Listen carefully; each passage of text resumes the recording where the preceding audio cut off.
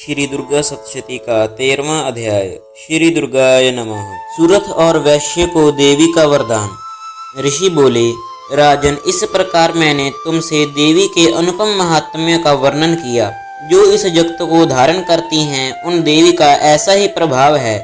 वे ही विद्या उत्पन्न करती हैं। भगवान विष्णु की माया स्वरूपा उन भगवती के द्वारा ही तुम यह वैश्य तथा अन्य विवेक जन मोहित होते हैं, मोहित हुए हैं तथा भविष्य में भी मोहित होंगे। महाराज, तुम इन्हीं परमेश्वरी की शरण में जाओ। पूजा करने पर वे ही मनुष्य को भोग, स्वर्ग तथा मोक्ष प्रदान करती हैं। मेधा मुनि के वचन सुनकर राजा सूरथ ने उत्तम व्रत के पालन करने वाले उन महाभाग महर्षि को प्रणाम किया। वह अत्यंत ममता और राज्य के छिन जाने से बहुत खिन्न हो चुके थे। महामुने, इसलिए विरक्त होकर वे राजा तथा वैश्य तत्काल तपस्या करने चले गए और वे जगदम्बा के दर्शन के लिए नदी के तट पर रहकर तपस्या करने लगे। वह राजा और वैश्य उत्तम देवी सूक्त का जप करते हुए तपस्या में लग गए। वे दोनों नदी के तट पर देवी की मिट्टी की मूर्ति बनाकर पुष्प, धूप और हवन आदि के द्वारा उनकी आराधना करने लगे। उन्होंने पहले तो आहार को धीरे धीरे कम किया, फिर बिल्कुल निराहार रहकर देवी में मन लगाए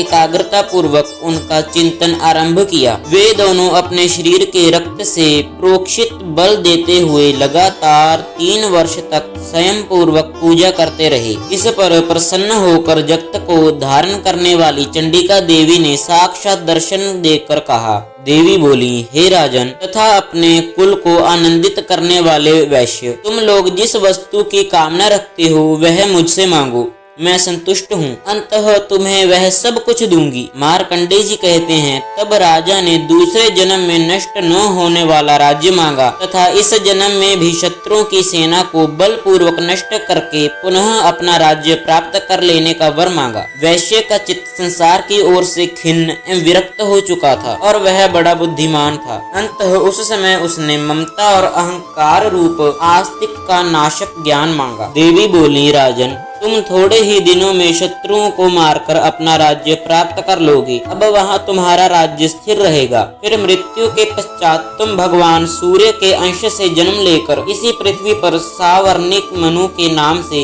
विख्यात होगे। वैश्य वर्ग, तुमने भी जिस वर को मुझसे प्राप्त करने की इच्छा की है उसे देती हूँ। तुम्हें मोक्ष के लिए ज्ञान प्राप्त होगा। मार्कंडेय जी कहते हैं, इस प्रकार उन दोनों को मनोवांछित वरदान देकर तथा उनके द्वारा भक्ति पूर्वक अपनी स्तुति सुनकर देवी अंबिका तत्काल अंतर्धान हो गई। इस प्रकार देवी से वरदान पाकर क्षत्रियों में श्रेष्ठ सूरथ सूर्य से जन्म ले सावर्णी नामक मनु हुए। अति सूरथ और वैश्य को वर प्रदान नामक 13वां अध्याय समाप्त। तो चलिए भक्तों, शुरू करते हैं माँ दुर्गा देवी के 108 नाम। माता सती, माता साध्वी, माता भवप्रीता, माता भवानी, माता भवमोचनी, माता आर्या, माँ दुर्गा, माँ जया, माँ आद्या, माँ त्रिनेत्रा, माँ शूलधारिणी, माँ पिनाकधारिणी, माँ चित्रा, माँ चंडघंटा, माँ महातपा, माँ मन, माँ बुद्धि, माँ अहंकारा, माँ चित्तरूपा, माँ चिता, माँ चिति, माँ सर्वमंत्रमयी, माँ सत्ता, माँ सत्यानंद स्वरूपिणी, माँ अनंता, माँ भाविनी, माँ भाव्या, माँ भव्या, माँ अभव्या, माँ सदागति, माँ शांभवी, माँ देवमाता, माँ चिंता, माँ रत्नप्रिया, माँ सर्वविद्या, माँ दक्ष कन्या, माँ दक्ष यज्ञ विनाशिनी, माँ अपर्णा, माँ अनेक वर्णा, माँ पाटला, माँ पाटलावती, माँ पटाम्बर परिधाना, माँ कलमंजीर रंजिनी, माँ अमेय विक्रमा, माँ करूरा, माँ सुंदरी, माँ सुरसुंदरी, माँ वन दुर्गा, माँ मातंगी, माँ मतंग मुनि पूजिता, माँ ब्राह्मणी, माँ महेश्वरी, माँ ऐन्द्री, माँ कौमारी, माँ वैष्णवी, माँ चामुंडा, माँ वाराही, माँ लक्ष्मी, माँ पुरुषाकृति, माँ विमला,